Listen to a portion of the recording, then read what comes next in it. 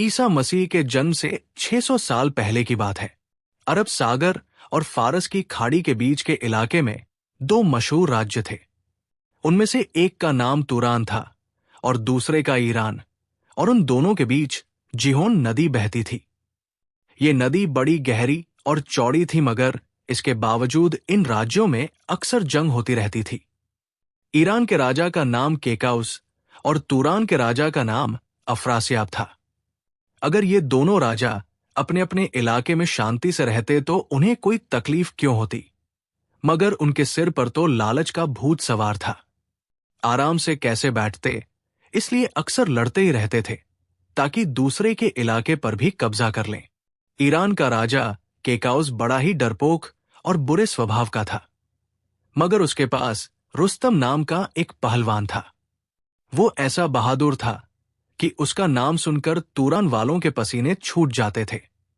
अब भी अगर कोई व्यक्ति डींग मारे और बढ़ा चढ़ा कर बातें बनाने लगे तो लोग कहते हैं, देखो तो बड़ा रुस्तम आया है। इसी से समझ लो कि रुस्तम कैसा ताकतवर होगा।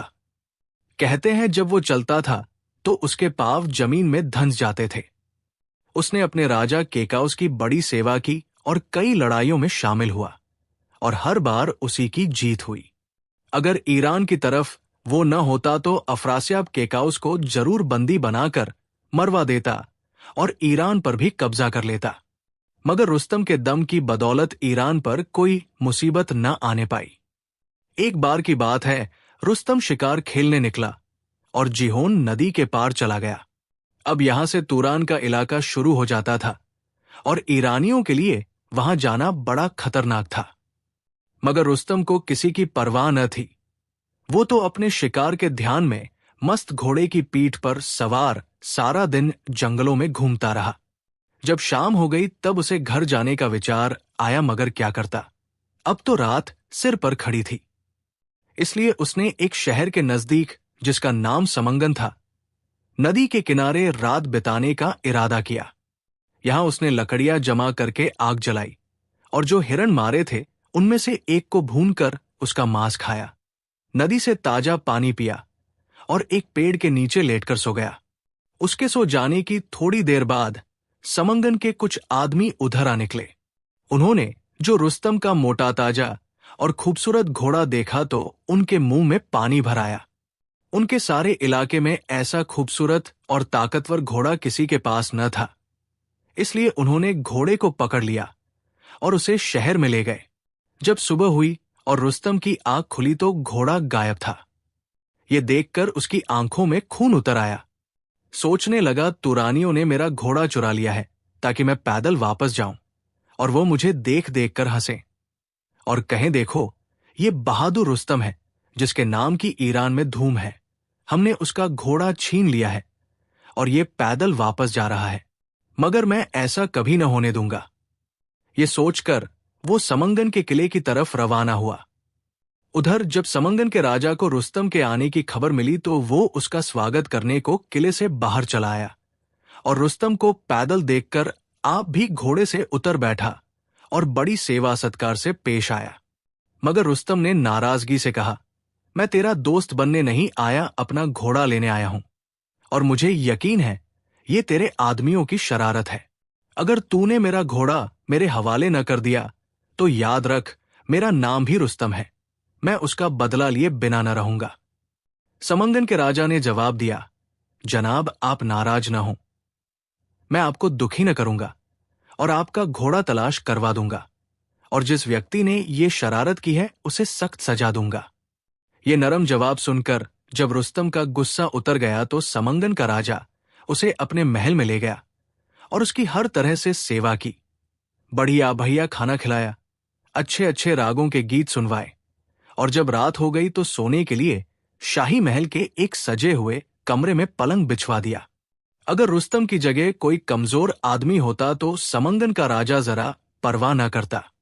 अब संयोग की बात देखो कि समंगन के राजा की बेटी तहमीना ने, जो बहुत खूबसूरत और जवान थी, रुस्तम की बहादुरी की कई कहानियां सुनकर अपने दिल में ये फैसला कर रखा था कि चाहे कुछ ही क्यों न हो जाए, मैं तो जब शादी करूंगी उसी रुस्तम से करूंगी, वरना सारी उम्र कुंवारी रहूंगी। जब रात हो गई और महल के सब लोग सो चुके तो तहमीना ने अपनी एक दासी को लिया और चुपके चुपके उस कमरे में आई जहां रुस्तम पड़ा सो रहा था। वहां आकर उसने दासी से कहा, दिया जला दो। दिया जलने की देर थी कि रुस्तम की आंख खुल गई। उसने तहमीना को देखा तो बड़ा हैरान हुआ और बोला, ए नेक महिला, तू कौन है और यहां क्यों आई है? तहमीना ने जवाब दिया, मैं समंगन के राजा की बेटी हूं और आपकी बहादुरी के किस्सों ने मेरा दिल जीत लिया है। मैं आज तक किसी गैर पुरुष के सामने नहीं हुई। ये पहला मौका है कि मेरा चेहरा किसी ने देखा है। इसलिए अब बेहतर है कि आप राजा साहब से कहें कि मेरी शादी आपके साथ कर दें। वो खुद बहादुर हैं, इसलिए वो कभी इंकार न करेंगे। ये कहकर तहमीना जल्दी से वापस चली गई। रुस्तम कुछ देर तो तहमीना के बारे में सोचता रहा। उसके बाद बिस्तर पर लेटकर सो गया। दूसरे दिन उसने एक मंत्री के जरिए समंगन के राजा से शादी की विनती की। अंधा क्या चाहे दो आंखें। समंगन के राजा ने फौरन मंजूर कर लिया और तहमीना को रुस्तम से ब्याह दिया। लेकिन अभी ये ब्याह हुए चंद ही दिन गुजरे थे कि ईरान और तुरान में कोई झगड़ा उठ खड़ा हुआ। रुस्तम ने सच्चे सिपाही की तरह कहा, मुझे अपने देश में जाना चाहिए। कौन जानता है किस वक्त मेरी जरूरत पड़ जाए। तहमीना की तो बड़ी इच्छा थी कि वह भी रुस्तम के साथ ही चली जाए, मगर उसके बाप ने ये बात किसी तरह मंजूर न की।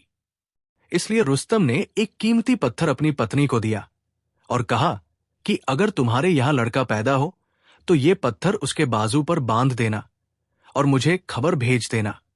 मैं आकर उसे ले जाऊंगा। लेकिन अगर तुम्हारे यहां बेटी पैदा हुई तो मैं उसे तुम्हारे ही पास रहने दूंगा, मगर इस हालत में भी चुप न रहना, मुझे खबर जरूर भिजवा देना ताकि मेरी चिंता मिट जाए। ये कहकर रुस्तम अपने घोड़े पर सवार हुआ और ईरान की तरफ रवाना हो गया। कई महीनों बाद तहमीना के यहां लड़का पैदा हुआ। अब उसने सोचा कि अगर मैं रुस्तम को सूचना देती हूं तो वो आकर उसे अपने साथ ले जाएगा और मैं अकेली रह जाऊंगी। इसलिए उसने सोच सोच कर यह फैसला किया कि रुस्तम को झूठ लिख भेजूं, फिर तो वो उसे लेने ना आएगा। इसलिए उसने रुस्तम को झूठ मूठ लिख दिया कि मेरे यहां लड़की हुई है।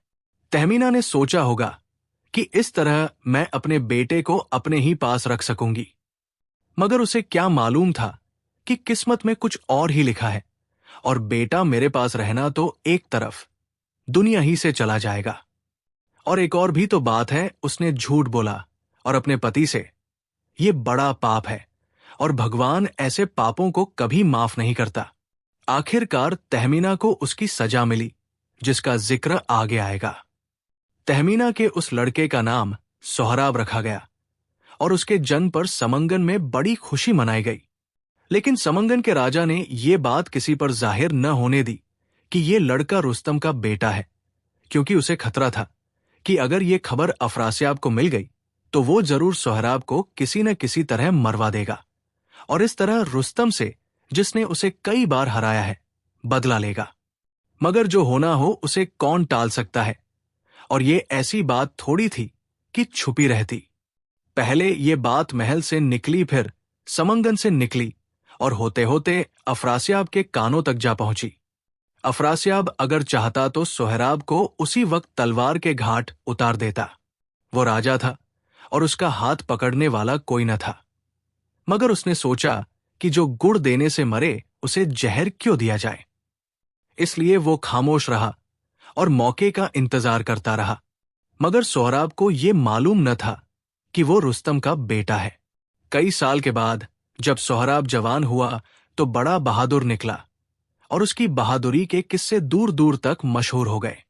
समंगन में तो एक तरफ सारे तुरान में कोई पहलवान ऐसा न था जो सोहराब के सामने खड़ा हो सकता। जिधर निकल जाता लोग डर जाते, मगर इसके बावजूद वो सदा उदास रहता था और अपने दिल में कुछ सोचता रहता, मानो उसको कोई बड़ी चिंता लगी है। एक दिन उसकी मां तहमीना ने पूछा, क्यों बेटा, तू हमेशा उदास क्यों रहता है? मुझसे कह, तुझे क्या तकलीफ है? सोहराब ने कहा, मां, मुझे खाने पीने की या रहने सहने की तो कोई तकलीफ नहीं। भगवान का दिया सब कुछ है, मगर एक कांटा है जो हर वक्त दिल में चुभता रहता है। तहमीना ने हंसकर पूछा, वो कौन सा कांटा है जो मेरे बहादुर बच्चे के दिल में चुभता रहता है? मैं उसे अभी निकाले देती हूं। बेटा, तू मुझसे सब कुछ साफ साफ कह दे। सोहराब बोला, मां, जब मेरे यार दोस्त मुझसे पूछते हैं तेरे बाप का नाम क्या है, तो मुझे बड़ा शर्मिंदा होना पड़ता है। मैंने तुझसे भी कई बार पूछा है, मगर तूने कभी जवाब नहीं दिया।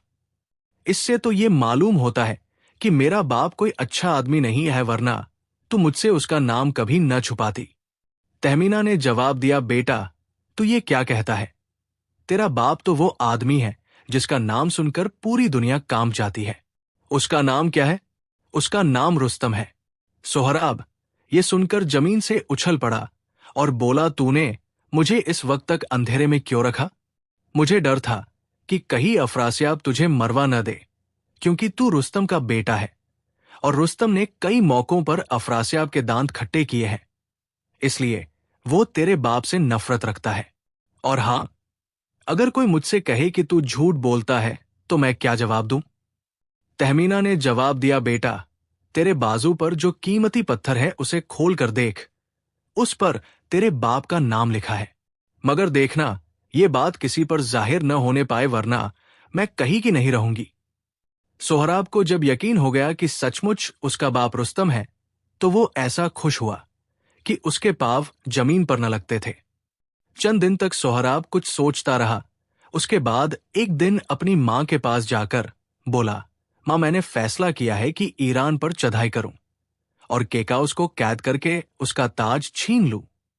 ये ताज मैं अपने बाप रुस्तम के सिर पर रख दूंगा। उसके बाद अफरासियाब से लड़ाई करूंगा और उसका इलाका छीनकर खुद राजा बन जाऊंगा। ईरान पर बाप राज करेगा, तुरान बेटे के कब्जे में होगा, तो फिर इन दोनों राज्यों में कभी जंग न होगी और लोगों को आए दिन के झगड़ों से मुक्ति मिल जाएगी। तहमीना ने यह सुना तो उसके होश उड़ गए और रो रो कर वो कहने लगी, हाय मेरा बेटा पागल हो गया, हाय मेरा बेटा पागल हो गया। इसे कोई जंग में मार देगा तो मैं क्या करूंगी? सोहराब ने कहा, मां घबराओ नहीं, मुझे जंग में कोई नहीं मारेगा। मैं कोई कमजोर हूं जो हार जाऊंगा। सुनो, मैं रुस्तम का बेटा हूं और मेरा नाम सोहराब जंग बहादुर है। तहमीना ने कहा, मगर बेटा, मेरा जी बड़ा डरता है। ताज तख्त को चूल्हे में डाल और मेरी आंखों से दूर न हो।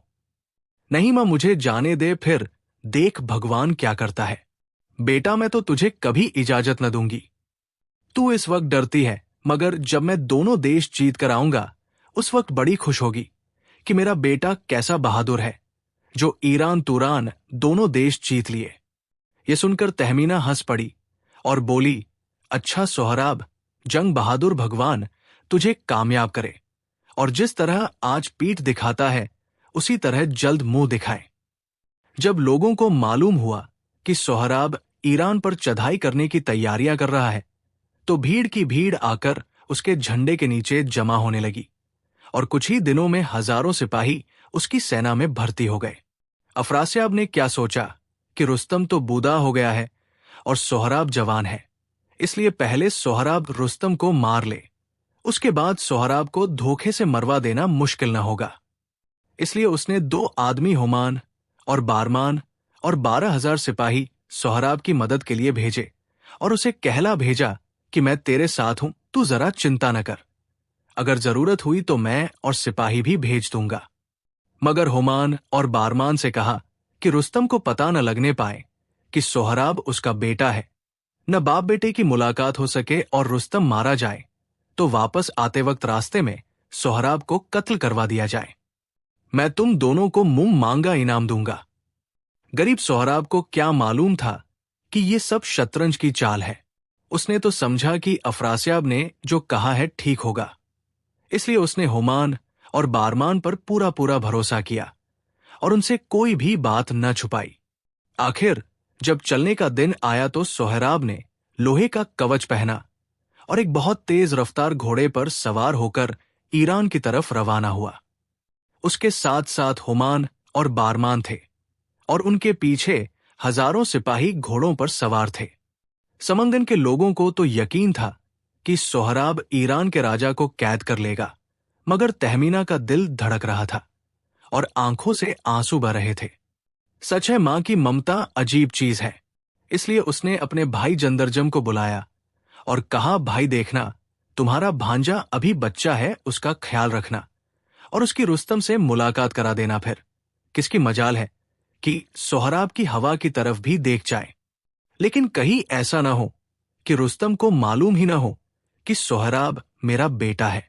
जंदरजम ने बहन से कहा, बहन तू जरा ख्याल न कर, जब मैं सोहराब के साथ हूं तो उसे कोई नुकसान न पहुंचा सकेगा। अब सोहराब ईरान की तरफ रवाना हुआ और जिहोन के किनारे सीमा पर जो किला था, सबसे पहले उस पर चढ़ाई की। उस किले के रक्षक हजीर ने अपनी तरफ से पूरी पूरी कोशिश की कि किसी तरह से अपना किला बचा ले, मगर कहां सोहराब, कहां हजीर। उसके इस बहादुर बाप के बहादुर बेटे के सामने कोई पेश न गई और आखिर सोहराब ने उसे कैद कर लिया। ये देखकर किले के दूसरे लोग तो घबरा गए, मगर एक बहादुर औरत गर्दाफरीद पर उसका जरा असर न हुआ। इसलिए उसने मर्दाना कपड़े पहने, शरीर पर लोहे का कवच और सिर पर खुद लोहे की टोपी पहनी और हाथ में तलवार लेकर बाहर निकली। उसे देखकर सोहराब बड़ा हैरान हुआ, क्योंकि वो बिल्कुल छोटी उम्र का लड़का मालूम होती थी और सोहराब को ये पता न था कि ये मर्द नहीं बल्कि औरत है। उसके भोले भाले और खूबसूरत चेहरे को देखकर सोहराब ने कहा, ए नौजवान, मुझे तेरी जवानी पर दया आती है, जा अपना काम कर। तू मेरा मुकाबला करने के काबिल नहीं है, तुझे मारकर मुझे अफसोस होगा। गर्दाफरीद ने जवाब दिया, हजीर को कैद करके तू समझता है कि तूने बड़ा तीर मारा है, मगर मैं तेरी सारी हैकड़ी निकाल दूंगा और तेरे सिर में घमंड की जो हवा भर गई है उसे निकाल दूंगा। ये शब्द सुनकर सोहराब बर्दाश्त न कर सका और दोनों में वही लड़ाई होने लगी। थोड़ी ही देर के बाद गर्दाफरीद जमीन पर गिर गई और उसका सिर नंगा हो गया। जब सोहराब को मालूम हुआ कि ये मर्द नहीं औरत है, तो वो बड़ा हैरान हुआ। गर्दाफरीद ने सोचा कि इस वक्त बहादुरी से काम न चलेगा, कोई चाल चलनी चाहिए। सोच सोच कर उसने कहा, ए बहादुर, मुझे कैद करने से तुझे कुछ हासिल न होगा। हजीर के बाद किले में मेरे बाप का राज है। अगर तू मुझे छोड़ दे तो मैं उससे कहकर किले की चाबियां तेरे हवाले कर दूंगी। इस तरह से खून खराबा भी न होगा और तेरा काम भी हो जाएगा। सोहराब बहादुर था और बहादुर आदमी सच्चे होते हैं और जो सच्चे होते हैं वो दूसरों को भी सच्चा समझते हैं। इसलिए सोहराब ने गर्दाफरीद के कहने पर यकीन कर लिया और उसे छोड़ दिया। मगर गर्दाफरीद के दिल में तो खोट भरा था। उसने किले में जाते ही अपने बाप से तमाम घटना बताकर कहा कि मेरे ख्याल में अब हमें यही ठीक है कि रातों रात यहां से निकल जाएं और जो कुछ किले में सामान है उसे या साथ ले जाएं या जलाकर राख कर दें, ताकि सोहराब के हाथ हमारी कोई भी चीज न जाने पाए। गर्दाफरीद के बाप ने अपनी बेटी की सलाह को पसंद किया और जब रात हो गई और सोहराब की सेना के आदमी सो गए, तो उन सब ने पहले ऐसी चीजों को जिन्हें साथ ले जाना मुश्किल था जला दिया और उसके बाद रुपया पैसा और जेवर वगैरह लेकर एक दूसरे रास्ते से बाहर निकल गए। चालाकी देखो, सोहराब के आदमी किले के फाटक पर बैठे ही रह गए और किला खाली हो गया। दूसरे दिन सुबह जब सोहराब को मालूम हुआ कि हमसे गर्दाफरीद चाल चल गई है, तो उसे बड़ा दुख हुआ, मगर पछताने से क्या होता था। अब तो बात हाथ से निकल चुकी थी। सोहराब की सेना आगे बढ़ी ताकि केकाउस पर हमला किया जाए। उधर गर्दाफरीद, उसका बाप और दूसरे सिपाही जो डरपों की तरह किले से भाग निकले थे, केकाउस के दरबार में पहुंचे और बोले, तूरान का एक पहलवान आंधी की तरह ईरान में बढ़ा आता है और उसके सामने ठहरने की ईरान के किसी बहादुर आदमी में हिम्मत नहीं।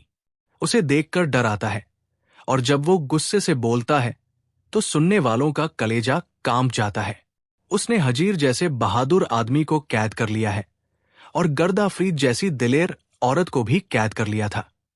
वो तो समझो उसकी चालाकी काम आ गई, वरना ये भी उसकी कैद में होते। केकाउस ने पूछा, वो कौन आदमी है और उसका क्या नाम है?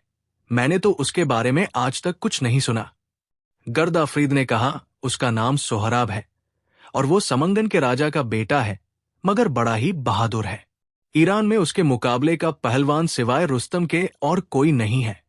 ये सुनकर केकाउस डर गया और उसको डर भी हुआ कि कहीं ऐसा ना हो ये सोहराब मुझे भी कैद कर ले। बस उसने उसी वक्त चिट्ठी देकर एक आदमी जाबिर को रवाना कर दिया ताकि रुस्तम को बुला लाए। ये जगह सेस्तान के इलाके में थी और रुस्तम यही रहा करता था। जब केकाउस का आदमी चिट्ठी लेकर रुस्तम के पास पहुंचा और रुस्तम ने चिट्ठी में पढ़ा कि एक पहलवान ने ईरान पर चढ़ाई की है, तो उसे बड़ा आश्चर्य हुआ। सोचने लगा ये सोहराब कौन हो सकता है। केकाउस ने चिट्ठी में यह भी लिखा था कि ये नौजवान शक्ल और सूरत में तुझसे मिलता जुलता है और उसने ऐलान किया है कि ईरान का कोई पहलवान मेरे सामने आ जाए, मैं उसे मार डालूंगा। हजीर ने उसका मुकाबला किया और कैद हो गया। गर्दाफरीद ने उससे लड़ाई की और हार गई। अब दूसरा कोई आदमी आगे नहीं बढ़ता। तू ईरान का सबसे बहादुर बेटा है, तूने कई बार ईरान की मुसीबतें टाली है। इस मुसीबत को भी तू ही टाल सकता है। जल्दी कर और अपने देश को बचा। एक पल भी बेकार न कर। जिस वक्त तुझे ये चिट्ठी मिले उसी वक्त वहां से रवाना हो जा। रुस्तम कभी सोचता था कि कहीं ये सोहराब मेरा ही बेटा तो नहीं है। कभी सोचता मेरा बेटा कैसे हो सकता है। तहमीना ने मुझे साफ लिख दिया था कि लड़की हुई है। लड़का होता तो मुझसे लड़ने के लिए कभी ना आता। ये जरूर कोई और पहलवान है जो जवानी के जोश में मौत के मुंह में आ घुसा है। ये सोचकर उसने दूध से कहा, केकाउस तो डरपोक है, जरा सी बात पर ही डर जाता है। असल में ईरान को कोई खतरा नहीं है। मैं इस नौजवान को मच्छर की तरह मसल के रख दूंगा। उसकी मेरे सामने उतनी भी औकात नहीं जितनी हाथी के सामने चींटी की होती है। उसके बाद 4 दिन तक दावत होती रही और 5वें दिन रुस्तम अपने सिपाहियों को साथ लेकर राजा की तरफ रवाना हुआ। केकाउस डरपोक भी था और कमीना भी था और सबसे बढ़कर ये कि बेवकूफ भी था। उसे इस बात का भी अक्ल न था कि किस वक्त क्या बात करनी चाहिए। जब उसने देखा कि रुस्तम 4 दिन के बाद आया है तो उसे गुस्सा चढ़ गया। उसे इस बात का जरा ख्याल न रहा कि उस वक्त रुस्तम ही देश की नाव को मुसीबत के भंवर से निकाल सकता है। इसलिए उसे गुस्सा न करना चाहिए। अगर उसे गुस्सा आ गया था तो भी उसे काबू करना चाहिए था, मगर काबू कैसे करता। वो तो बेवकूफ था और बेवकूफ की निशानियों में से एक ये भी है कि वो गुस्से को रोक नहीं सकता। बस उसने रुस्तम को धमकाया और अपने आदमियों से कहा, इसने मेरी आज्ञा नहीं मानी है, इसलिए इसे ले जाकर मार डालो। लेकिन कौन आगे बढ़ता। रुस्तम पर हाथ डालना और मौत को बुलाना एक बराबर था। दरबार में सन्नाटा छा गया और कोई आदमी आगे न बढ़ा। इससे केकाउस को और भी गुस्सा आ गया और उसने चिल्लाकर एक आदमी तूस नाम वाले को रुस्तम की गिरफ्तारी का आदेश दिया। तूस मरता क्या न करता आगे बढ़ा, मगर रुस्तम ने उसके मुंह पर इस जोर से घूंसा मारा कि वह जमीन पर बेहोश होकर गिर पड़ा। इसके बाद रुस्तम ने राजा से कहा, मैंने आपकी इतनी सेवा की मगर आपने मेरा जरा ख्याल न किया और मुझे भरे दरबार में अपमानित किया। अब मैं आपकी मदद न करूंगा। जब आपको मेरी इज्जत का ख्याल नहीं तो मुझे आपकी इज्जत का ख्याल क्यों हो। सोहराब ने आप पर हमला किया है, मेरी उसके साथ कोई दुश्मनी नहीं, फिर आपने मुझे क्यों बुलाया है। जाइए उसका मुकाबला कीजिए ताकि आपको मालूम हो सके कि आप कितने पानी में हैं। ये कहकर रुस्तम नाराजगी से अपने आदमियों को साथ लेकर दरबार से चला गया। अब केकाउस को होश आया कि ये तो गलती हो गई। अब सोहराब से कौन लड़ेगा और ये जो देश पर मुसीबत आई है इसे कौन टालेगा। बस उसने उसी वक्त अपना एक दरबारी भेजा कि जाओ और जैसे भी हो सके रुस्तम को मना लाओ। रुस्तम अभी थोड़ी ही दूर गया था कि उस दरबारी ने उसे पकड़ लिया और प्यार और चापलूसी की ऐसी बातें की कि रुस्तम मान गया और सोहराब से लड़ने को तैयार हो गया। मगर उसने ये साफ कह दिया कि मैं राजा का अपराध माफ करता हूं और मुझे उसकी तरफ से लड़ना मंजूर है, मगर मेरी एक शर्त है और वो ये कि मैं बिना नाम बताए लड़ूंगा और किसी पर जाहिर न होने दूंगा कि सोहराब से रुस्तम लड़ा है। न कोई दूसरा बताए कि ये रुस्तम है, क्योंकि सोहराब तो अभी कल का बच्चा है और उसके मुंह से दूध की गंध आती है उसके साथ लड़ने में मेरी बड़ी बेइज्जती है। लोग कहेंगे रुस्तम ने क्या बहादुरी की जो एक बच्चे को हरा दिया। राजा ने सोचा मुझे आम खाने से मतलब है, पेड़ गिनने से नहीं। बस उसने कहा बहुत अच्छा, हमें ये शर्त मंजूर है। ये सुनकर रुस्तम का गुस्सा उतर गया। जब रात हुई तो रुस्तम छुपकर सोहराब की सेना में गया ताकि दुश्मन की सेना का पता चल जाए और यह भी मालूम हो जाए कि उसमें दमखम भी है या यूं ही लड़ने आ गया है। और एक और बात भी थी, वो लड़ाई से पहले सोहराब को एक नजर देखना भी चाहता था। जब वो सोहराब के तंबू के पास पहुंचा तो क्या देखता है कि बीच में सोहराब बैठा है और उसके आसपास जंदरजम, हुमान और बारमान और दूसरे मशहूर आदमी बैठे बातें कर रहे हैं। हुमान और बारमान भी बड़े बहादुर थे, लेकिन सोहराब के सामने ऐसे मालूम होते थे जैसे शेर के सामने गीदड़। उसको देखते ही रुस्तम के दिल में प्यार पैदा हो गया। और क्यों न होता, सोहराब उसका अपना बेटा था और बेटे को देखते ही खून जोश मारने लगा।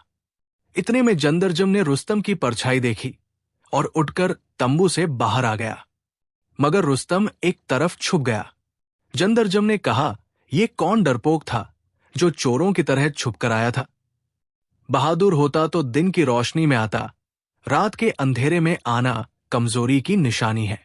यह सुनना था कि रुस्तम की आंखों में खून उतर आया। उसने आगे बढ़कर जंदरजम के सिर पर ऐसे जोर से मुक्का मारा कि जंदरजम वही गिरकर मर गया। अगर वो न मरता तो रुस्तम को जरूर मालूम हो जाता कि सोहराब मेरा बेटा है। मगर जब किस्मत बुरी हो तो सब सामान ऐसे ही बन जाते हैं। जंदरजम के गिरने की आवाज सुनकर सोहराब तंबू से बाहर आ गया और अपने मामा को मरा हुआ देखकर बड़ा दुखी हुआ। उसने सोचा कि ये सब केकाउस के कहने से हुआ है, इसलिए उसने उसी वक्त कसम खाई कि मैं इसका बदला ईरान वालों से और खासकर राजा केकाउस से कर लूंगा। इधर रुस्तम अपनी सेना में वापस आ गया और उसने जो कुछ देखा सुना था सब राजा से कह दिया और सोहराब की बड़ी तारीफ की कि ऐसा शेर जवान मैंने आज तक नहीं देखा। कैसा चौड़ा सीना है, कैसा लंबा कद, देखकर तबीयत खुश हो जाती है। मेरा दिल कहता है कि ये नौजवान बड़ा बहादुर और ताकतवर होगा। जब सुबह हुई तो सोहराब हजीर को एक ऊंची जगह पर ले गया और उससे बोला, अगर तूने मेरे हर सवाल का जवाब ठीक दे दिया तो मैं तुझे छोड़ दूंगा, वरना मार डालूंगा और लाश जंगली जानवरों का भोजन बनने के लिए जंगल में फेंक दूंगा। हजीर ने कहा, बहुत अच्छा, जो कुछ पूछना हो पूछिए और मुझे जो कुछ मालूम है सच सच कह दूंगा। सोहराब ने पूछा, वो तंबू जिसके आगे हाथी खड़े हैं किसका है? राजा साहब का। और जो दाई तरफ है वो किसका है? वो बहादुर तूस का है। और ये वो व्यक्ति है जिसको सारा ईरान जानता है, उम्मीद है आपने भी उसका नाम सुना होगा। सोहराब ने पूछा, और वो लाल रंग का? वो गोदरेज का है। अच्छा, अब ये बताओ कि वो हरे रंग का तंबू किसका है जिस पर झंडा लहरा रहा है और जिसके आसपास बहुत से आदमी खड़े हैं? सच सच बताना, झूठ न बोलना। हजीर को अच्छी तरह से मालूम था कि वो तंबू बहादुर रुस्तम का है, मगर उसने अपने दिल में सोचा कि अगर मैंने सच सच बता दिया तो मुमकिन है सोहराब उस पर अचानक हमला करके उसे मार दे और ईरान की हार हो जाए, या मुमकिन है रुस्तम ने अपना नाम जाहिर किए बिना लड़ने का इरादा कर रखा हो। ऐसी हालत में अगर सोहराब को मालूम हो गया कि ये रुस्तम है तो बहुत बड़ी बात होगी। बस उसने फैसला कर लिया कि मर जाना मंजूर है, पर वो काम न करूंगा जिससे मेरे देश को नुकसान पहुंचने का डर हो। ये सोचकर उसने कहा, ये तंबू तो उस अफसर का है जिसे चीन के राजा ने केकाउस की मदद के लिए बनवाया था। उसका नाम क्या है? अब हजीर क्या करता, कोई नाम होता तो बताता। सोचने लगा क्या नाम बताऊं, मगर कोई चीनी नाम अचानक न सूझा। तब उसने कहा, उसका नाम कुछ अजीब सा है, मैंने सुना तो है मगर इस वक्त याद नहीं आता। सोहराब को शक हुआ कि शायद ये तंबू रुस्तम का है और हजीर मुझे धोखा दे रहा है, इसलिए उसने हजीर को डांट कर पूछा, क्या ये तंबू रुस्तम का नहीं है? बिल्कुल नहीं, मैं उसे अच्छी तरह से पहचान सकता हूं। अच्छा, तो अब ये बताओ रुस्तम का तंबू कौन सा है? हजीर ने झूठमूठ चारों तरफ देखा और जवाब दिया, उसका तंबू कहीं नजर नहीं आता। मगर क्यों नजर नहीं आता? मेरा ख्याल है वो अभी अपने घर से आया न होगा। ये कैसे हो सकता है? ऐसी बड़ी लड़ाई हो और रुस्तम ना आया हो? मैं उसे नहीं मान सकता। एक और बात भी हो सकती है। मुमकिन है रुस्तम और केकाउस में अनबन हो गई हो और रुस्तम ने जंग में शामिल होने से इनकार कर दिया हो। सोहराब के दिल में कोई बैठा कह रहा था कि हजीर झूठ बोल रहा है और हरा तंबू जरूर रुस्तम का है। उसने हजीर को धमकियां भी दी, लालच भी दिया, मगर उसने हर बार यही जवाब दिया कि वो तंबू रुस्तम का नहीं है। हारकर सोहराब ने हुमान और बारमान को बुलाया, मगर उन्हें तो अफरास्याब ने पहले ही समझा रखा था कि सोहराब की रुस्तम से मुलाकात न होने पाए। इसलिए उन्होंने भी यही किया और कहा कि नहीं, वो तंबू रुस्तम का नहीं है, किसी और का होगा। काश इस वक्त उसका मामा जिंदा होता तो उसे इस तरह धोखा न दिया जा सकता। जब सबने यही कहा कि वो तंबू रुस्तम का नहीं है, तो इस पर उसे भी यकीन आ गया और वो सिर झुकाकर सोचने लगा कि अफसोस इतनी दूर तक आया मगर बाप का पता अभी तक न मिला। फिर सोचा, चलो क्या हर्ज है, अभी तो जंग शुरू ही हुई है, 1-2 दिन में सब कुछ मालूम हो जाएगा।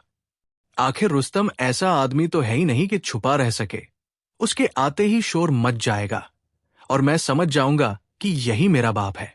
रुस्तम ने अपने राजा से कह दिया था कि पहले दिन की लड़ाई में मैं न लड़ूंगा और केकाउस ने उसे मंजूर भी कर लिया था। मगर जब सोहराब घोड़े पर सवार मैदान में आया और जब उसने केकाउस का नाम लेकर उसे लड़ाई के लिए ललकारा, तो केकाउस बड़ा डरा। क्या करना चाहिए? उस जमाने में नियम था कि लड़ाई के वक्त दोनों सेनाओं से एक एक आदमी निकल आता था।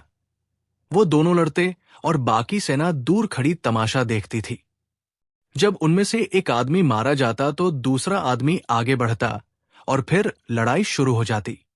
इसी नियम के अनुसार तुरान की तरफ से सोहराब मैदान में आया और उसने केकाउस को मुकाबले के लिए ललकारा। लेकिन केकाउस बड़ा डरपोक था, वो तो तलवार को देखकर ही बेहोश हो जाता था। बस उसने उसी वक्त एक आदमी भेजकर रुस्तम को बुलवा भेजा और कहा, इस सोहराब का तुम ही मुकाबला करो, और तो कोई व्यक्ति मुझे इस लायक नजर नहीं आता। रुस्तम ने लोहे का कवच पहना, घोड़े पर सवार हुआ और ढाल, तलवार और तीरकमान लेकर युद्ध के मैदान की तरफ रवाना हुआ, जहां सोहराब जंगल के राजा शेर की तरह दहाड़ रहा था। रुस्तम को आगे बढ़ता देखकर ईरान की सेना की जान में जान आ गई। ये पहला मौका था जब बाप बेटे ने एक दूसरे को देखा, मगर दोनों एक दूसरे को न जानते थे। किसी दूसरे मौके पर दोनों एक दूसरे से प्यार के आंसू बहाकर मिलते, मगर इस वक्त दोनों एक दूसरे को कत्ल करने पर तुले थे। लड़ाई से पहले रुस्तम ने कहा, ए नौजवान, तू अभी बच्चा है। मैंने जंग में बाल सफेद किए हैं और बड़े बड़े बहादुरों को कत्ल किया है। मुझे तेरी जवानी और खूबसूरती पर दया आती है। जा, चला जा, मैं तुझे कत्ल नहीं करना चाहता। सोहराब के दिल पर इन शब्दों का बड़ा असर हुआ। उसके दिल में इच्छा पैदा हुई कि लड़ाई बंद कर दे और रुस्तम के गले से लिपट जाए। मगर उसने अपने आप को काबू किया और कहा, मैं आपसे एक सवाल पूछना चाहता हूं। रुस्तम ने जवाब दिया, कहो, क्या पूछते हो? क्या आप ही वो बहादुर रुस्तम है जिसकी शोहरत पूरी दुनिया में फैली हुई है और जिसका नाम सुनकर बड़े बड़े वीरों का पसीना छूट जाता है? अगर आप ही वो बहादुर हैं तो मुझे बता दीजिए। नहीं, मैं रुस्तम नहीं हूं, मैं तो एक मामूली पहलवान हूं। अगर रुस्तम यहां होता तो चारों तरफ शोर मच गया होता और वो तेरे जैसे लड़के का मुकाबला करने कभी ना आता। वो उसे अपनी बेइज्जती समझता है। सोहराब की उम्मीदों पर पानी फिर गया। उसने सोचा था कि जब मेरे मुकाबले पर रुस्तम आएगा तो मैं अपने आप को उस पर जाहिर कर दूंगा। मगर जब उसने खुद रुस्तम के मुंह से सुन लिया कि मैं रुस्तम नहीं हूं, तो वो बड़ा निराश हुआ और इसके बाद दोनों में लड़ाई शुरू हो गई। बाप बेटे की लड़ाई दुनिया ने ऐसा नजारा कम देखा होगा। दोनों बहादुर थे, दोनों निडर थे, दोनों एक दूसरे को चाहते थे, मगर दोनों को मालूम न था कि हम बाप बेटा है। अगर मालूम हो जाता तो दोनों तलवारें फेंक कर एक दूसरे से गले मिल जाते। लड़ाई शुरू हुई पहले भाले से, उसके बाद तलवारों से और फिर गदा से। रुस्तम ने सोहराब को हराने की अपनी तरफ से बड़ी कोशिश की, मगर सोहराब कोई मामूली आदमी थोड़ी था कि रुस्तम से हार जाता। वो भी आखिर रुस्तम ही का बेटा था। इस पर सोने पे सुहागा ये कि जवान था। दूसरी तरफ रुस्तम बूढ़ा हो चुका था और उसके बदन में अब जवानी की ताकत न रही थी। उसकी जगह बुढ़ापे का जोर था। इसलिए वो सोहराब को हरा न सका और लड़ते लड़ते दोनों थक कर सुस्ताने लगे। लेकिन रुस्तम ज्यादा थक गया था। वो सोच रहा था कि ये कौन है जो मेरा मुकाबला कर रहा है। मैंने इतने आदमियों और राक्षसों से जंग की है, मगर कभी मुझे ऐसे बहादुर से सामना नहीं पड़ा। ऐसा मालूम होता है जैसे ये जवान मांसहड्डी से नहीं बल्कि लोहे से बना है। वो ये बातें सोच ही रहा था कि सोहराब ने रुस्तम से कहा, आइए अब तीरकमान की लड़ाई हो। बस दोनों ने तीरकमान लिए और अपने अपने जौहर दिखाने लगे। तरकश खाली हो गए, मगर किसी के बदन पर खरोंच तक न आई। इसके बाद दोनों एक दूसरे को कमर से पकड़कर जमीन पर गिराने की कोशिश करने लगे। पहले रुस्तम ने जोर आजमाइश की और ऐसी ताकत से कि अगर पहाड़ से चाहता तो चट्टान उखाड़ लेता, मगर सोहराब को जमीन से न हिला सका। इसके बाद सोहराब ने रुस्तम को जमीन से उठाना चाहा, मगर रुस्तम भी जमीन से न हिला। हारकर सोहराब ने रुस्तम के सिर पर एक थप्पड़ ऐसे जोर से मारा कि रुस्तम बिलबिला गया और उसे दिन में तारे नजर आने लगे। सोहराब बोला, क्यों, क्या हाल है? रुस्तम का तो सिर दर्द करने लगा था। जवाब क्या देता, मगर फिर भी धीरे से कहने लगा, अब तो दिन खत्म होने को है, आज की जंग यहीं पर छोड़ दे, फिर कल शुरू करेंगे। इस वक्त अगर सोहराब चाहता तो कह सकता था कि जनाब शाम हो गई है, तो क्या हुआ, आओ जरा और लड़ ले। मुमकिन है हमारी जंग का कुछ फैसला ही हो जाए। लेकिन उसने रुस्तम के चेहरे पर से जान लिया कि अब उसमें दम नहीं है, इस वक्त क्या लड़ेगा। इसलिए उसने दया से काम लिया और हंसकर कहा, बहुत अच्छा, कल ही सही। आप सचमुच बहादुर हैं जो आज मेरे हाथ से जिंदा बचकर जा रहे हैं, मगर देखना कल यहां से आपकी लाश ही जाएगी। रुस्तम को इस बात पर गुस्सा तो आया, मगर खून का घूंट पीकर रह गया और अपनी सेना को रवाना हुआ। वहां राजा केकाउस ने पूछा, क्यों बहादुर, क्या हाल है?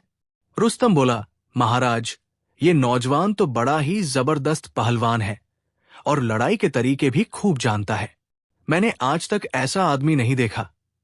ये तो ऐसा मालूम होता है मानो लोहे का बना है। मैं तो अपने आप ही को बड़ा पहलवान समझता था, मगर इसे देखकर मालूम हुआ कि दुनिया में एक से एक बढ़कर है। इंसान को घमंड नहीं करना चाहिए। राजा ने कहा, कोई परवाह नहीं, आखिर जीत तुम्हारी ही किस्मत में लिखी है। वो नौजवान हार जाएगा। उधर सोहराब ने जाकर हुमान से कहा, भाई, सच तो ये है कि जिस व्यक्ति से आज मेरी लड़ाई हुई है, ये तो बड़ा ही दलेर है। मेरी मां ने रुस्तम का जो वर्णन किया था, उससे तो मालूम होता है कि यही रुस्तम है, और मुझे भी यही शक हुआ था। मगर वो कहता है कि मैं रुस्तम नहीं हूं। क्या वह छुपाता तो नहीं है? अभी अगर हुमान कह देता कि यही रुस्तम है, तो सोहराब दूसरे दिन उससे लड़ाई क्यों करता? मगर हुमान ने उसे फिर भी अंधेरे में ही रखा और कहा, नहीं भाई सोहराब, ये पहलवान रुस्तम बिल्कुल नहीं है। तुम बेकार शक न करो, मैं खूब जानता हूं। सोहराब ने सोचा, हुमान मेरे साथ आया है और मेरा भला चाहने वाला है, ये मुझसे क्या चाल चलेगा। इसलिए उसने उसकी बात पर यकीन कर लिया और जाकर अपने तंबू में सो गया, ताकि दूसरे दिन की जंग के लिए ताजा दम हो जाए। दूसरे दिन जब रुस्तम मैदान को जाने लगा तो अपने छोटे भाई से बोला, भाईजान, आज तो मेरा जी बड़ा उदास है और मुझे ऐसा मालूम होता है जैसे मैं उस नौजवान से हार जाऊंगा। मगर तू उदास न हो और भगवान पर भरोसा रख, मुमकिन है मैं ही जीत जाऊं। इस हालत में मैं खुशी से उछलता कूदता आऊंगा, और जो मैं मारा गया तो भी क्या गम है, मैंने सैकड़ों आदमी मारे हैं। अब क्या मैंने अमृत पी लिया है कि हमेशा जिंदा रहूंगा? मेरे बाप जाल को तसल्ली देना और कहना कि रुस्तम की किस्मत में यही लिखा था और मेरी माँ से भी ऐसी बातें कहना जिनसे उसके दिल को सब्र आए। माँ बाप को बेटे की मौत का बड़ा दुख होता है। यह सुनकर रुस्तम के भाई ने जवाब दिया, ये तू क्या कहता है? मुझे तो पूरा पूरा यकीन है कि इस जंग में भी जीत तेरे ही हाथ रहेगी। लेकिन ये बात रुस्तम के दिल को न लगी। उसे तो यकीन हो गया था कि मैं आज मैदान से जिंदा न लौटूंगा, इसलिए वो बड़ा दुखी हुआ। मगर जब सोहराब के सामने गया तो उसका गम गुस्से में बदल गया और उसे पहली शाम का थप्पड़ याद आ गया जो सोहराब ने उसके सिर पर मारा था। इसलिए तुर्शी से बोला, तू आ गया है। सोहराब के सीने में प्यार ने फिर जोश मारा और उसने कहा, जनाब, पता नहीं क्या बात है जो मेरे दिल में आपके लिए खुद ब खुद प्यार पैदा हो रहा है। मैं चाहता हूं हम लड़ाई बंद कर दें और एक दूसरे के दोस्त बन जाएं। लड़ाई में क्या रखा है? आपने इस वक्त तक मुझे अपना नाम नहीं बताया, मगर मेरा दिल कहता है कि आप ही बहादुर रुस्तम हैं। अगर ये सच है तो मुझसे साफ साफ कह दीजिए, मैं लड़ाई से बाज आया। मगर रुस्तम पर इन शब्दों का असर न हुआ। उसे पहले दिन का थप्पड़ और सोहराब के शब्द याद आ गए। शीशे पर धूल पड़ी हो तो चेहरा नजर नहीं आता। उसने गुस्से से कहा, इन प्यार की बातों को बंद कर और याद कर कल शाम तूने क्या कहा था। मैं आज तुझसे कुश्ती करूंगा और तुझे दिखा दूंगा कि मैं क्या हूं और तू किस ताकत पर भूला हुआ है। बाकी रहा ये कि मैं कौन हूं। मैं कोई हूं मगर रुस्तम नहीं हूं। यह सुनकर सोहराब ने कहा, बहुत अच्छा जनाब, आ जाइए, मैं कुश्ती को भी तैयार हूं। तो दोनों बहादुर कुश्ती करने लगे और जमीन से इस कदर मिट्टी उड़ी कि एक बादल सा बन गया। और जब बादल सा बन गया तो दोनों पहलवान उसमें छुप गए। उसका नतीजा ये हुआ कि जो सेना दूर खड़ी थी उन्हें कुछ दिखाई न दे रहा था कि क्या हो रहा है। मगर बहुत देर कुश्ती होती रही। आखिर दोनों पहलवान हांफ गए और उनकी नाक से गरम गरम हवा निकलने लगी और उनके गले सूख गए। मगर सोहराब अभी इतना न थका था जितना रुस्तम थक गया था, क्योंकि वो जवान था और रुस्तम बड़ी उम्र का हो चुका था। अचानक सोहराब ने जो जोर मारा तो रुस्तम के पांव उखड़ गए और वो धड़ाम से जमीन पर गिर पड़ा। सोहराब उछलकर उसके सीने पर बैठ गया और तलवार खींचकर उसे कत्ल करने लगा। रुस्तम की आंखों में मौत फिर गई और उसे यकीन हो गया कि मेरा आखिरी वक्त आ पहुंचा है। उसने अपनी तरफ से बड़ी कोशिश की कि किसी तरह सोहराब के नीचे से निकल जाए, मगर सोहराब के सामने उसकी कोई पेश न गई। सोच सोच कर उसने यही फैसला किया कि इस वक्त कोई चाल चलनी चाहिए, ताकत से काम न चलेगा। इसलिए सोहराब से बोला, मालूम होता है तुझे यहाँ के जंगी कानून मालूम नहीं है। अगर मालूम होते तो तू मुझे इस तरह कत्ल करने को तैयार न हो जाता। नियम यह है कि अगर कोई आदमी दुश्मन को गिरा ले तो पहली बार उसे कत्ल नहीं किया जाता, बल्कि उसे एक मौका दिया जाता है। रुस्तम ने इस वक्त झूठ बोला और अपनी जान बचा ली। गरीब सोहराब सीधा साधा आदमी था। उसने रुस्तम की बात पर झट यकीन कर लिया और उसके सीने से उठकर खड़ा हो गया। रुस्तम बोला, अब हम कल लड़ाई करेंगे और अगर तुमने कल भी मुझे गिरा लिया तो तुम्हें अधिकार होगा कि मुझे कत्ल कर दो। बहुत अच्छा, आज जंग के इस कानून ने आपकी जान बचा ली है, मगर कल न बचेगी। जब सोहराब ने ये शब्द कहे तो वो हंस रहा था, मगर उसे क्या मालूम था कि उसकी तकदीर उसके सिर पर खड़ी रो रही है। सोहराब अपनी सेना में गया तो हुमान ने पूछा, क्या हुआ? सोहराब ने सारी बात सुना दी। हुमान को अफसोस हुआ, बोला, ईरानी तुझे धोखा दे गया है। ये कोई नियम नहीं है। जिस तरह शेर को पकड़कर उसे छोड़ देना गलती है, उसी तरह हाथ आए हुए दुश्मन की जान बख्श देना भूल है। अगर तू धोखा न खाता तो इस वक्त केकाउस की सेना में मातम हो रहा होता और हमारी सेना में खुशियां मनाई जाती। अफसोस, तूने बड़ी गलती की। मगर सोहराब को उसकी जरा परवाह न थी, क्योंकि वो बहादुर था और जो बहादुर होते हैं वो इन बातों की परवाह नहीं करते, क्योंकि उनको तो यकीन होता है कि हम अपने दुश्मन को हर वक्त हरा सकते हैं। डरता वह है जो डरपोक हो। ऐसे आदमी को हर वक्त यही डर लगा रहता है कि मैं अब दुश्मन को कैसे काबू में करूंगा। पर सोहराब ने हंसकर जवाब दिया, कोई परवाह नहीं, आज बच गया है तो क्या हुआ कल उसका धोखा काम ना आएगा। हुमायूं बोला, जो अक्लमंद है वो किसी को भी छोटा नहीं समझते और न वो अपने आप पर ज्यादा भरोसा रखते हैं।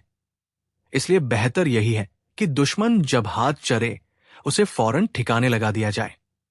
गया हुआ वक्त फिर नहीं आता। अब हमें यहां एक और बात बतानी है। वो बात बताना तो पहले चाहिए था, मगर हमने इस ख्याल से उसे यहां के लिए रख लिया था कि मुमकिन है बच्चों को याद न रहे। वो बात यह है, कहते हैं जवानी में रुस्तम बड़ा ही ताकतवर था। ऐसा ताकतवर कि जब जमीन पर चलता था तो जमीन फटने लगती थी। इससे रुस्तम के पांव जमीन में धंस जाते थे और उसके लिए चलना मुश्किल हो जाता था।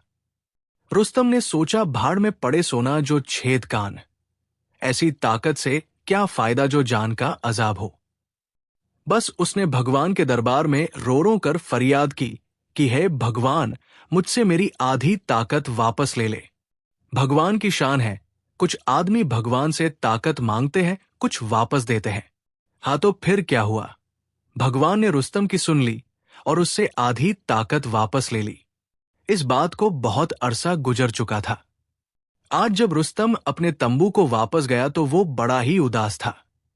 उसने किसी से हंसकर बातचीत न की और जब सब सो गए तो वो बाहर निकला और नदी के किनारे जाकर भगवान के सामने घुटनों के बल बैठ गया और जोर जोर से रोकर बोला, मेरे भगवान, मुझ पर बड़ी मुसीबत आई है।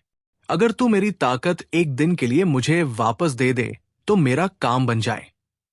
और कहानी बताती है कि भगवान ने रुस्तम की आजिजी भरी दुआ कबूल कर ली और उसकी सारी ताकत एक दिन के लिए लौटा दी। अब तो रुस्तम ऐसा खुश था जैसे किसी गरीब को खजाना मिल जाता है, या अंधे की आंखें खुल जाती है, या बीमार की बीमारी दूर हो जाती है। दौड़ता हुआ अपने तंबू में चला गया। उस रात उसे जरा नींद न आई। उसकी जगह खुशी और उम्मीद ने ले ली थी। सारी रात आंखों में काट दी और बड़ी बेसब्र से सुबह का इंतजार करता रहा कि कब सुबह हो और कब मैं चलकर सोहराब से अपनी बेइज्जती का बदला लूं। देखूं आज वह मुझसे बचकर कहां जाता है। आखिर सुबह हुई। इस सुबह के पीछे जो शाम चली आ रही थी वो ऐसी भयानक थी कि उससे भयानक शाम ईरान ने कभी न देखी होगी। रुस्तम अकड़ता हुआ घोड़े पर सवार हुआ और युद्ध के मैदान की तरफ चला। आज उसके चेहरे पर खुशी और आंखों में चमक थी, और क्यों न होती आज तो उसे अपनी जीत का यकीन हो गया था। जब उसे सोहराब ने देखा तो गुस्से से कहा, ए बूले पहलवान, तूने कल मुझे धोखा दिया और इस तरह जान बचाई, मगर याद रख, आज मैं तेरी कोई बात न सुनूंगा और तुझे जरूर कत्ल कर दूंगा। रुस्तम बोला, जवानी दीवानी होती है और जवान आदमी बढ़ चढ़कर बातें बनाना खूब जानते हैं, मगर जिन्होंने जमाने का उतार चढ़ाव देखा हो और जिन्होंने दुनिया के सबक सीखे हो वो डींगे नहीं मारा करते।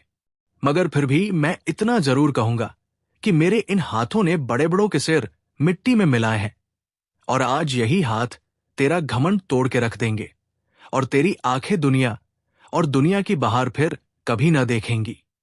सोहराब ने कहा, अच्छा बकबक न कर, घोड़े से उतर और कुश्ती कर ताकि तेरे होश ठिकाने आ जाएं। रुस्तम फौरन घोड़े से कूदा और सोहराब के सामने खड़ा हो गया। कुश्ती शुरू हुई ठीक उसी तरह जिस तरह इससे पहले दिन हुई थी, मगर आज रुस्तम का पलड़ा भारी रहा और उसने सोहराब को जमीन पर गिरा लिया। पहले तो उसे ख्याल आया कि इसने 2 बार मेरी जान बख्शी की है, आज मुझको चाहिए कि इसे छोड़ दूं। मगर फिर दूसरा ख्याल ये आया कि कौन जानता है फिर मुझे ये मौका मिले या न मिले, इसलिए इसे आज ही मार देना चाहिए। ये ख्याल आते ही उसने जल्दी से तलवार निकाली और सोहराब के पेट में घूम दी। उसे क्या पता था कि ये मेरा बेटा है जिसे मैं अपने हाथ से मार रहा हूं। सोहराब ने जमीन पर तड़पते और करहाते हुए कहा, अफसोस, मैं अपने बाप को ढूंढने आया था, मगर ये मालूम न था कि यहां मेरी मौत बैठी है। फिर उसने रुस्तम की तरफ देखकर कहा, मेरा बाप बड़ा बहादुर और वीर पुरुष है, वो तुझे कभी जीता न छोड़ेगा। तू चाहे मछली बनकर नदी की गहराई में चला जाए, चाहे तारा बनकर आसमान पर चढ़ जाए, मगर मेरा बाप तुझे जरूर ढूंढ निकालेगा और इस कत्ल का बदला लेगा। रुस्तम बोला, हम दोनों में से किसी एक को तो मरना ही था, अब रोने से क्या होता है, मगर ये तो बता तेरे बाप का नाम क्या है? मरने वाले नौजवान ने जवाब दिया, मेरे बाप का नाम रुस्तम है और मेरी मां समंगन के राजा की बेटी है। ये सुनना था कि रुस्तम की आंखों में दुनिया अंधेर हो गई। उसका सिर घूमने लगा और वो अपने पांव पर खड़ा न रह सका। उसने जमीन पर बैठकर अपना सिर थाम लिया और सोचने लगा, ये क्या हो गया? क्या मैंने अपना बेटा अपने हाथ से कत्ल कर दिया है? अचानक उसे ख्याल आया कि मुमकिन है उसे मालूम हो गया हो कि मैं ही रुस्तम हूं और मुझे दुख देने के लिए झूठ बोल रहा हो। ये सोचकर उसने कहा, नौजवान, तेरे पास क्या सबूत है कि तू रुस्तम का बेटा है? उसकी औलाद तो सिर्फ एक बेटी है। सोहराब ने जवाब दिया, मुझे झूठ बोलने की क्या जरूरत है? मेरे बाजू पर एक कीमती पत्थर बंधा है, उसे खोल कर देख लो, फिर तुम्हें यकीन आ जाएगा कि मैं सचमुच रुस्तम का बेटा हूं। और तुम जो कहते हो कि रुस्तम के यहां बेटी पैदा हुई थी, ये गलत है।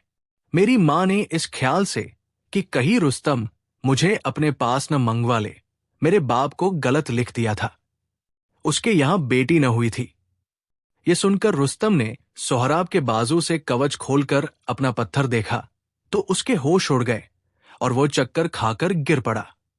जब होश आया तो उसने जोर जोर से रोकर कहा, बेटा, मैं ही बदकिस्मत रुस्तम हूं जिसके हाथ से तेरे जैसा बेटा मारा गया है।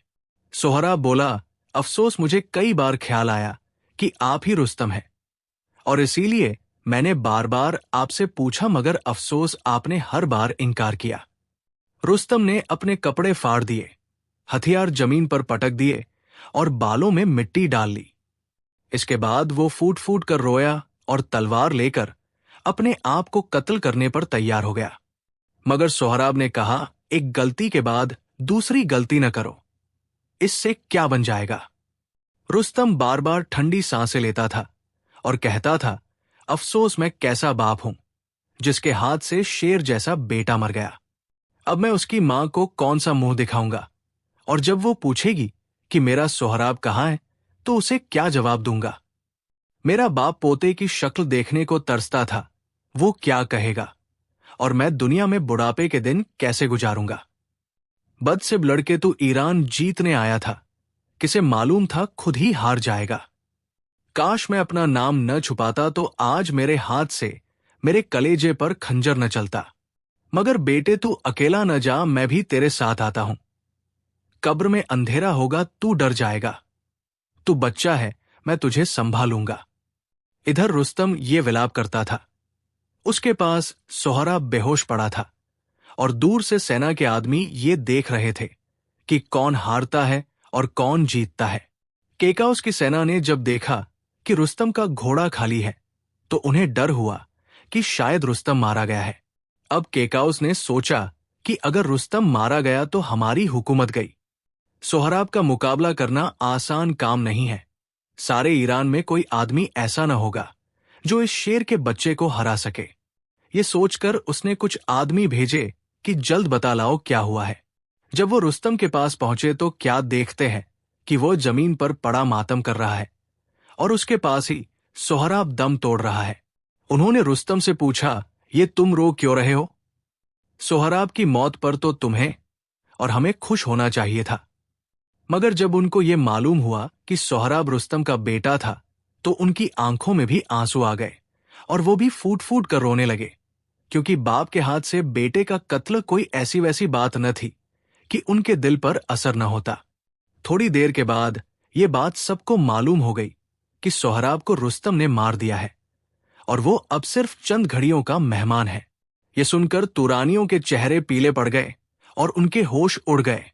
मगर दूसरी तरफ ईरान की सेना में जीत के नगाड़े बजने लगे और उन्होंने तुरान की सेना पर हमला कर दिया। सोहराब मर रहा था। उसे इन बातों की क्या जानकारी थी, मगर उसे खुद ही विचार आया कि मेरे बाद मेरी सेना को ईरान के सिपाही नष्ट और बर्बाद कर देंगे। इसलिए उसने रुस्तम से कहा, प्यारे पिता, जो होना था वो हो चुका।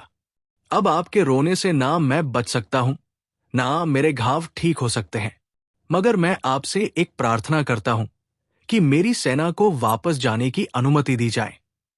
आखिर मैंने वही पालन पोषण पाया है और मुझे उस जगह से प्रेम है। रुस्तम ने उसी समय अपने सिपाहियों को संदेश भेजा कि सावधान, ईरान का कोई आदमी वहां के किसी सिपाही से कुछ ना कहे, वरना मैं बहुत बुरी तरह से पेश आऊंगा। इसका परिणाम ये हुआ कि दोनों सेनापति अपने आदमियों को लेकर चले गए और उनको किसी ने रोकने की कोशिश ना की। राजा के पास एक ऐसी दवाई थी कि अगर घावों से मरते हुए आदमी को भी पिलाई जाती तो वो बच जाता और उसके घाव भर जाते। उसका नाम नोशदारू था। बेटे की मौत के दुख में रुस्तम को इस बात का ध्यान ना रहा था। अचानक उसे इस अजीब दवाई का ध्यान आया और उसने अपना एक आदमी राजा के पास भेजा और उसे निर्देश दिया कि दवाई लेकर तुरंत आ जाओ ताकि सोहराब किसी तरह बच जाए। इसलिए वो आदमी भागा भागा राजा के पास गया, मगर राजा इस कदर नीच और उपकार ना मानने वाला निकला कि उसने दवाई देने से मना कर दिया और कहा, उस दिन रुस्तम ने मेरी बेइज्जती की थी और सोहराब ने मुझे डरपोक कहा था। उसके लिए मैं तो वो दवाई नहीं दूंगा। मरता है तो मर जाए, मुझे क्या चिंता है। रुस्तम ने ये जवाब सुना तो उसे बड़ा गुस्सा आया कि देखो, मैंने इस व्यक्ति पर कितने उपकार किए हैं, मगर आज इसने मेरा जरा भी ख्याल नहीं किया। अगर आदमी होता तो मेरी सेवा का सम्मान करता। फिर उसे विचार आया कि दुनिया में आंखों की शर्म होती है। अगर मैं खुद जाऊं तो राजा मना ना कर सकेगा। तो वो खुद राजा के महल की तरफ निकला, मगर जो किस्मत में लिखा हो उसे कौन मिटा सकता है। रुस्तम अभी महल के दरवाजे पर ही पहुंचा था कि एक संदेश लाने वाले ने आकर कहा, अब दवाई की जरूरत नहीं, सोहराब तो मर चुका है। रुस्तम बेहोश होकर जमीन पर गिर पड़ा। उसके बाद गिरता पड़ता फिर उस जगह आया जहां बहादुर सोहराब का शव पड़ा था और दुख के आंसू बहाने लगा। उसने अपना तंबू जला दिया, हथियार तोड़ दिए और बेटे का शव लेकर अपने देश को रवाना हुआ। जब यह समाचार रुस्तम के माता पिता को मिला तो वो भी रोने लगे और बोले, दुख है इस छोटे से कपड़े में उस बहादुर का शव बंद है जिसकी प्रसिद्धि के लिए दोनों देश कम है, जो अपने पिता की खोज में आया था और पिता ही के हाथ से मारा गया। मगर अब इन बातों से क्या होता था। जो मर गया वह तो वापस आने से रहा। सोहराब के शव को बड़ी धूमधाम से दफनाया गया। उसका शरीर मिट्टी में मिल गया, मगर उसका नाम हमेशा जिंदा रहेगा। अब मां का हाल सुनो। जब यह समाचार वहां पहुंचा तो तहमीना की आंखों में दुनिया में अंधेरा छा गया और उसे ऐसा लगा जैसे जमीन और आसमान सब कुछ लुट गया है। उसने सोचा, अब मेरी जिंदगी किस काम की है, तो उसने आग जलाई और उसमें कूद पड़ी ताकि जलकर मर जाए। मगर उसके पिता और दूसरे रिश्तेदारों ने उसे बचा लिया और कहा, ये क्या करते हो? दुनिया में हजारों आदमी मरते रहते हैं, उनके साथ कौन मरता है? तहमीना जलकर ना मर सकी, मगर उसने अपने बाल जला लिए, गालों पर दाग लगा लिए और अपनी सुंदर शक्ल को बिल्कुल बिगाड़ लिया। इससे उसका दुख तो कम हो गया, मगर अभी गुस्सा बाकी था। एक दिन उसने कुछ सिपाही साथ लिए और ईरान की तरफ निकली ताकि अपने बेटे के हत्यारे रुस्तम से बदला ले। जरा सोचो, ये वो औरत थी जो रुस्तम के नाम पर जान देती थी, जो उसे चाहती थी और जिसके साथ उसने शादी की थी। आज वो उससे बदला लेने जा रही थी। ये मां की ममता का असर है। वो आगे बढ़ी जा रही थी, मगर कोई उसे रोकता ना था, क्योंकि सबको मालूम था कि ये बेचारी किस्मत की मारी हुई है। और एक और बात भी थी, अगर कोई उसे रोकता या नुकसान पहुंचाता तो रुस्तम उसकी हड्डियां तोड़ देता और खून पी जाता। जब तहमीना वहां पहुंची तो उसका दिल दुख से भारी था और उसकी आंखों से आंसुओं की नदी बह रही थी। उसने अपने ससुर जाल से पूछा, बताओ मेरा बेटा कहाँ है? वो अपने पिता की खोज में आया था, मगर दुख है पिता ने उसे ना पहचाना और उसे मार दिया। ये सुनकर जाल भी बुरी तरह रोने लगा और बोला, बेटी हमारी किस्मत बुरी थी, वरना ऐसा बहादुर बच्चा जिस परिवार में हो उसको किसी की क्या चिंता हो सकती है। मगर तहमीना का दिल गुस्से से भरा था। उसने पूछा, रुस्तम कहाँ है? और जब रुस्तम उसके सामने आया तो वो पागल सी हो गई और पागलपन की हालत में उसने रुस्तम पर हमला कर दिया, मगर जाल ने उसे पकड़ लिया और कहा, बेटी होश करो, ये क्या कर रही हो? ये तुम्हारा पति और तुम्हारे बेटे का पिता रुस्तम है। तहमीना की अब आंखें खुली कि वो क्या करने वाली थी। उसने रुस्तम से माफी मांगी और कहा, मेरा दिल मेरे बस में ना था, ना दिमाग ठिकाने था। सोहराब की मौत ने मुझे बिल्कुल बर्बाद कर दिया है। इसके बाद वो 1 साल जिंदा रही, लेकिन मृतकों से बेहतर ना थी, ना अच्छी तरह से खाती पीती थी। जब जरा अकेली होती तो सोहराब को याद करके रोने लग जाती, और इतना रोती कि रो रो कर सांस अटक जाती। रुस्तम बड़ी कोशिश करता था कि किसी तरह उसका दिल बहले, मगर उसका मन काबू में ना आता था। और सच पूछो तो जिसका जवान बेटा इस तरह मर जाए, जो कुछ उसके दिल पर गुजरती है, ये वही जानता है, दूसरा क्या जान सकता है। आखिर बेटे के दुख में घुल घुल कर 1 साल के बाद वो मर गई। अब तो रुस्तम पर पहाड़ टूट पड़ा। बेटे की मौत भूलने ना पाई थी कि पत्नी भी चल बसी। कलेजे पर दूसरा घाव लगा। हर वक्त दुखी रहने लगा, लेकिन बूढ़े पिता जाल ने दिलासा दिया और कहा, अब जो कुछ होना था वो तो हो चुका। क्या तुम्हारे मरने से वो जिंदा हो जाएंगे? इसलिए उनका दुख छोड़ दो और अपना दिल दुनिया में लगाओ। धीरे धीरे रुस्तम का दिल दूसरी तरफ लगा और उसने फिर से राज्य के कामों में हिस्सा लेना शुरू किया। ईरान के कई दुश्मनों को हराया और राजाओं को कैद किया, और ईरान के लोगों को बहुत से फायदे पहुंचाए। वो एक तो बहादुर गजब का था, दूसरे उससे लोग बहुत खुश थे। सारी सेना उस पर जान देती थी। चाहता तो ईरान का राजा बन जाता। ये बात उसके लिए जरा भी मुश्किल ना थी, मगर उसने राजपाट का लालच ना किया और अपने देश की सेवा करता रहा। इससे लोग और भी खुश हुए और कहने लगे, देखो तो कैसा बहादुर है, चाहे तो आज ईरान का सिंहासन हासिल कर ले, मगर नहीं करता। इससे मालूम होता है कि वो कितना बड़ा आदमी है। रुस्तम की इस लोकप्रियता से उसका सौतेला भाई शुगात जल भुन गया और सोचने लगा कि अगर रुस्तम मर जाए तो ईरान में मैं ही सबसे बड़ा पहलवान होऊंगा। सच है, भाई जैसा ना कोई दोस्त है ना दुश्मन। अब संयोग देखो, उस वक्त काबुल का राजा रुस्तम को कर टैक्स देता था और रुस्तम हर साल कर का रुपया लेने जाया करता था। काबुल का राजा बुरा तो बहुत मानता था, मगर क्या करता, रुस्तम के सामने उसकी कोई नहीं चलती थी। सोच सोच कर उसने शुगात से अपना काम निकालना चाहा और शुगात को अपनी तरफ करने के लिए अपनी बेटी से ब्याह दिया। एक दिन शुगात ने अपने ससुर से कहा, ये हर साल तुम इतना रुपया रुस्तम को क्यों देते हो? राजा ने जवाब दिया, ना दे तो रुस्तम तबाही मचा देगा। उसके साथ लड़ने की मुझमें हिम्मत नहीं। शुगात बोला, लेकिन उसे ख्याल करना चाहिए कि अब मैं तुम्हारा रिश्तेदार हूं, मगर वो नहीं करता। तुम उसे मार क्यों नहीं देते? ना रहे बांस ना बजे बांसुरी। काबुल के राजा ने पूछा, कोई चाल बताओ। मैं जाकर रुस्तम से कहता हूं कि तुमने मेरी बेइज्जती की है। वो इसे कभी बर्दाश्त ना करेगा और बदला लेने के लिए काबुल पर चढ़ाई कर देगा। मैं भी साथ होऊंगा। तुमने तुरंत माफी मांग लेना और वहां एक सड़क पर कुछ कुएं खुदवाओ और उनमें भाले और तलवारें गाड़ दो। उन कुओं को ऊपर से ढक दो ताकि देखने से कुछ मालूम ना हो सके। बाकी जो कुछ होगा मैं खुद समझ लूंगा। राजा ने कहा, बहुत अच्छा, कुओं की खुदाई का काम आज ही से शुरू हो जाएगा। इसलिए उधर ये काम शुरू किया गया। उधर शुगात ने वहां पहुंचकर रुस्तम से कहा, भाईजान, काबुल के राजा ने तो मेरी बड़ी बेइज्जती की है। क्यों, क्या हुआ है? एक दिन मैं बैठा तुम्हारी तारीफ कर रहा था तो कहने लगा, इससे तुम्हें क्या? मैंने जवाब दिया, क्या वो मेरा भाई नहीं है? बोला, तुमको तो घर में कोई पूछता भी नहीं, बड़े रुस्तम के भाई बने फिरते हो, और वो तुम्हें नौकरों से भी छोटा समझते हैं। ना वहां तुम्हारी कोई चिंता करता है, ना कोई किसी काम में सलाह लेता है। क्या भाई ऐसे होते हैं? भाईजान, उसकी बातें क्या थी?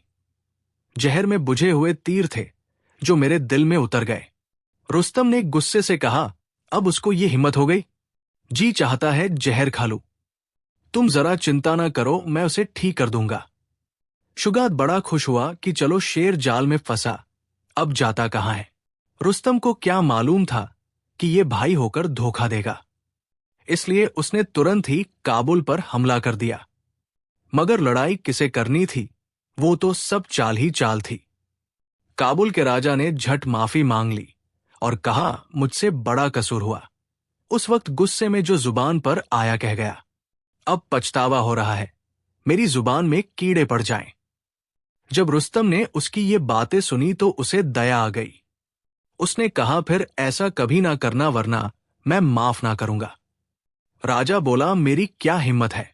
रुस्तम वापस जाने को तैयार था, मगर शुगाद और राजा ने जोर देकर उसे कुछ दिन के लिए रोक लिया, क्योंकि असली खेल तो अभी शुरू होने वाला था। रुस्तम को क्या मालूम था कि ये मेरे खून के प्यासे हो रहे हैं। रुस्तम एक दिन शिकार खेलने निकला तो शुगाद उसी सड़क पर ले गया जहां कुएं खुदे थे।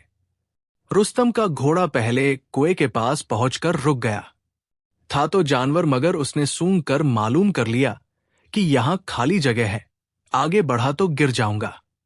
रुस्तम ने घोड़े को प्यार करके कहा, क्यों बेटा, तू रुक क्यों गया? मगर घोड़ा अपनी जगह से ना हिला। यह पहला मौका था जब रुस्तम के घोड़े ने चलने से मना किया, इसलिए उसे बहुत गुस्सा आया और उसने घोड़े को जोर से एड़ लगाई। मार खाकर घोड़े ने छलांग लगाई, मगर कुएं में गिर गया और तलवारें और भाले उसके शरीर में घुस गए। रुस्तम को अब मालूम हुआ कि घोड़ा क्यों रुका था।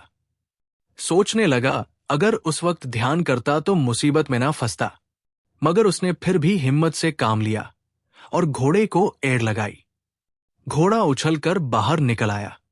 अब अगर जमीन साफ होती तो दोनों बच जाते, मगर वहां तो साथ साथ कई कुएं खुदे थे, इसलिए घोड़ा और रुस्तम दोनों कुएं में जा गिरे और वहां से उछले तो तीसरे में गिर पड़े। इसी तरह 6 बार घोड़ा उछला, मगर 7वीं बार तो उसका और रुस्तम का शरीर बिल्कुल छलनी हो गया था और वो बाहर आकर जमीन पर गिर पड़े। दोनों के शरीर में जगह जग तलवारों और भालों के घाव लगे थे और उनसे खून बह रहा था। रुस्तम को यकीन हो गया कि अब ना बचूंगा। उसे ये भी पता चल गया कि ये सब शुगाद की शरारत है। एक आध कुआं होता तो शक की कोई बात ना थी, मगर एकदम 7 कुएं कैसे आ गए? शुगाद ने हंसकर कहा, लो भाईजान, अब हम चलते हैं, तुम मजे से शिकार खेलो। रुस्तम बोला, तुमने मुझे धोखा दिया है, मुझे तुमसे ये उम्मीद ना थी। ये तुम्हारी बेवकूफी थी, मगर मैंने तुम्हारा क्या बिगाड़ा था? अब भगवान को याद करो, इन बातों में क्या रखा है? रुस्तम ने कहा, मेरी एक आखिरी प्रार्थना है, उसे तो मना ना करो। क्या प्रार्थना है? मैं बहुत घायल हूं। इन घावों से मेरी जान तो ना बचेगी, मगर जंगली जानवर आकर शरीर के टुकड़े नोचने लगेंगे तो बड़ा दर्द होगा। इसलिए मुझ पर कृपा करके एक धनुष बाण दे दो, तो जब तक जिंदा हूं तब तक अपनी रक्षा कर सकूंगा। शुगाद को उस पर दया आ गई। सफलता के हजारों दुश्मन हैं, मुसीबत का एक भी नहीं। उसने धनुष बाण लेकर रुस्तम के हाथ में दे दिया। रुस्तम ने धनुष बाण लेते ही ललकारा और कहा, ए नीच, अब तू मुझसे बचकर कहां जाएगा? शुगाद की आंखें खुल गई कि ये तो बहुत बड़ी गलती हो गई। अब क्या करूं? पास एक पेड़ था, वो झट उसके पीछे छुप गया, मगर रुस्तम ने बाण चढ़ाकर जो मारा तो वो पेड़ को चीरकर शुगाद के सीने के पार हो गया। रुस्तम मर रहा था, मगर उसके शरीर की ताकत अभी जिंदा थी। शुगाद मर गया, उसे उसके पापों की सजा उसी पल मिल गई, मगर इससे रुस्तम को कोई फायदा ना पहुंचा। थोड़ी देर के बाद वो भी तड़प तड़प कर मर गया। ये रुस्तम सोहराब की कहानी का सार है। कैसा ताकतवर आदमी था। जब धनुष बाण और तलवार लेकर खड़ा होता था तो बड़े बड़े बहादुरों के होश उड़ जाते थे, लेकिन आज वो कहां है? कहीं 2 गज जमीन में लेटा होगा और उसके शरीर की हड्डियां गल सड़कर मिट्टी हो गई होंगी, मगर आज उसका नाम अभी तक जिंदा है। रुस्तम रहा जमीन पर ना नाम रह गया, मर्दों का आसमान के तले नाम रह गया।